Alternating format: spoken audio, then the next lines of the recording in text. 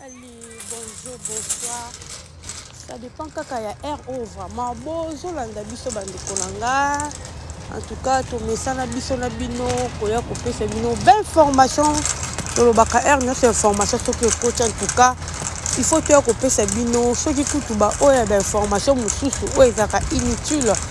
Tu as copié c'est bino. Pourquoi pas dans le cadre oyo? Il y a des informations à boire. Oh, ils ont ça la passe bande kolanga. Toya te pour informer bien la famille. En tout cas, c'est avec douleur, avec tristesse. Il y a pour que c'est bien information au bande kolanga. Oh, il y a maman la biso. Oh, tu bien dit maman Marie-Hélène. Situation est comme les bande kolanga. Biso notre famille libota, tu bien maman Marie-Hélène.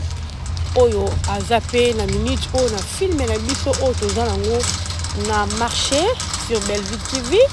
En tout cas, tu as dit que papa Marie-Hélène Azawana, ils sont au côté douleur. Il y a maman Marie-Hélène pour perdre vie na Katia scène. Tu as dit que maman Marie-Hélène Azana innocente, mais à perdre vie na en tout cas. Et ça là qui se passe malgré la qui scène. Mais les lots de Kolanga, tout le monde vraiment réalité peut me soucier et continuer na Katia famille na tout le monde dit maman Marie-Hélène a fait une grande fille, une grande fille. Moi, je suis Liboso. Une grande fille, je vous dis. Aussi, à ça, qui peut foyer, et ça dit vraiment pas si. Pour l'information, et ça dit vraiment pas si ça dit ma baie. Alors, attends qu'il y ait des sango, attends qu'il y ait des gens pour nous cette information. Et c'est là qui m'a dit que tout est pour le parce qu'il y a un autre qui a pas de douleur.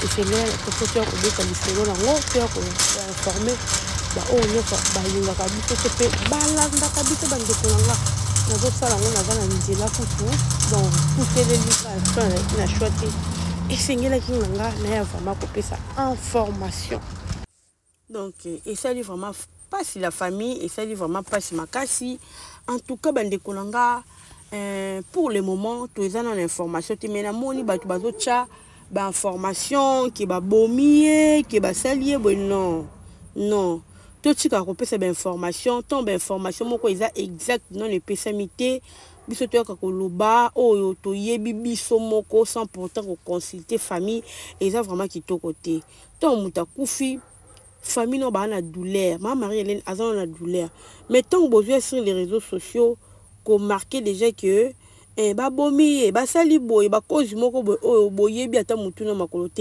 et ça vraiment qui to côté la famille na minute o eza no sango o ye ba poster que akufi likambo mususu o songolo pakala c'est peut-être avec le temps na ba poko ba ninde to ba lesko ko découvrir malembe il y a des gens au ba ko mona maman Marie-Hélène tu bi que maman Marie-Hélène en tout cas a joué kana vraiment partout na ba chaîne nyonso presque en tout cas azawana vraiment azakane polyvalente nebi ke histoire oyo ya mwana na ya en tout cas et puis si ba nyonso pasi ba comédien nyonso pasi ba parti pris exacté na makamba maman Marie-Hélène o ba lo ba kipso to za ba ta songolo to kokende te maman Marie-Hélène azala kam ta songolo pakala biso moto ke matanga ni exact en tout cas j'espère que nanga ba maman Marie-Hélène likambwana exacté et surtout biso to vraiment pour na ko s'adresser na ba oya biso ya famille libota en particulièrement la maman Belleville Kandila patrona en tout cas na ndenga zala kana ser na ye vraiment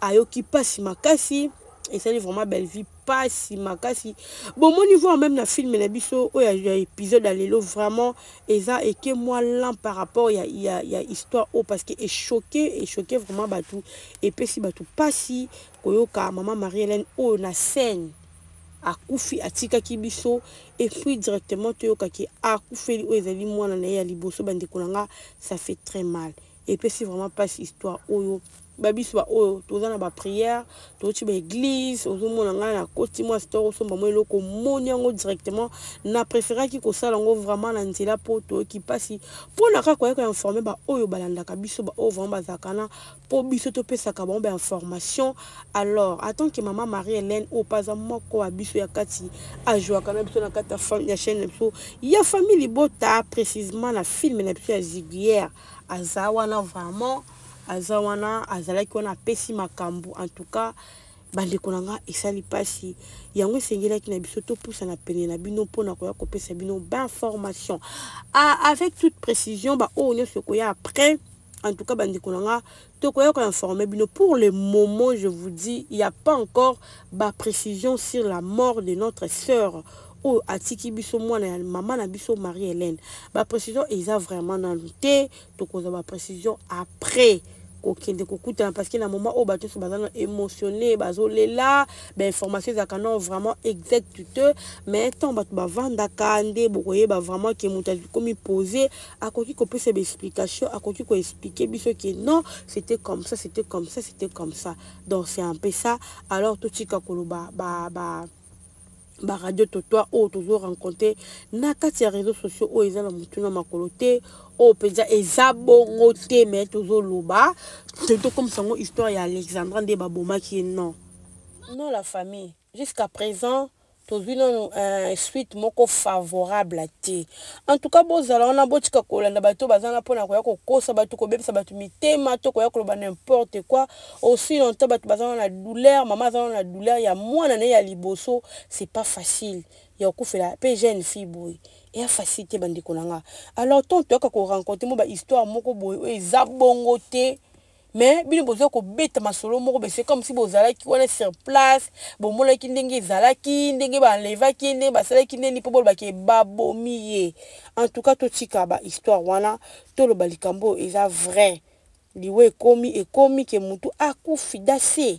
Les restes on verra après ceux qui va préciser ezali tant to okutanaka tant que luka ba reste ça ba recherche nde to koyeba vraiment que oui akufi pona boye akufi na likambo boye ba boma ki to pedaki maladie to penini to koyeba ensemble et non que tout luka ko kocha ba makambo ko boye eza bongo te la famille ça fait très mal et tout ça qui to côté la famille. En tout cas il y a ngwana ka to sepele qui vraiment koya koyebisa biso nyonso famille bota. En tout cas toyebi ke toza na mawa parce que ezwi maman Marie-Hélène ezwi biso pour la minute o ezwi vraiment Poutine biso toyebi Poutine ndenga zalaka. En tout cas koka ko supporter ba choc ya boité donc Bellevue vraiment aza histoire o ya maman ya mwana maman Marie-Hélène et ça lié pas c'est choqué tellement makasi toyebi Bellevue ndenga zalaka et ça lié vraiment bien té. Alors pour le moment en tout cas tozala wana pona ko consoler o nyonso baza pembeni ko souhaiter maman Marie-Hélène si ya besoin na numéro ko benga numéro maman Marie-Hélène ko solane. Pour le moment c'est un peu difficile même à partir à lobby nini ko luka ko benga ko consoler parce que c'est pas facile na lobango ceux qui n'ont kufeli être cher te okoye douleur wana te pour sentir douleur wana yo kufela ko pesa conseil ezalaka bien o pesa mutu conseil pona ne komelio te mais ce que komelio ndoko yeba ndenge nini zala ko comprendre douleur ayoka kinde pasi ya boye ezalaka nzambe kande mtaka ko consoler yango vraiment la sengi na nzambe oyo apesa maman Marie-Hélène mwana wana nzambe oyo a celle qui d'autres maman le loi comme pasteur na motema ona ki pasteur na motema na ya ko kamba nzambe vraiment apesa ye makasi po eza facilité maman nzambe apeso makasi apeso bokasi apeso nyonso sengeli nango pour que ozala nango ozala une femme forte na situation oyo komelo ya pasi. Voilà en tout cas la famille jusque là tozaka ka bongonde na yako yebisa bino et après tokoyeba koya kopesa bino o nyonso tokozwa à travers liwe ya mwana ya maman Marie-Hélène. En tout cas tokozanga te koya ko informer bino pour que bozala informer kaka ndenge to misana. En tout cas tout ça la paix fort to rattraper film na biso to ke kota le ko ça la belle vie bien vraiment. Quant à moi je vous laisse, on se retrouve à la prochaine.